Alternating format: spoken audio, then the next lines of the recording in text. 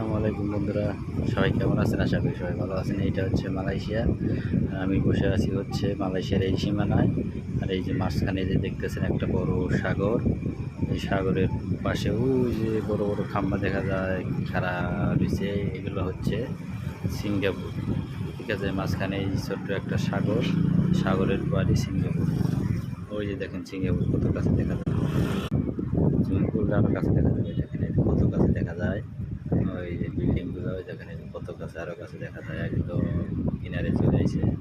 এই যে সিঙ্গাপুর দেখতেই পাচ্ছেন, অনেক কাছে চলে আসে।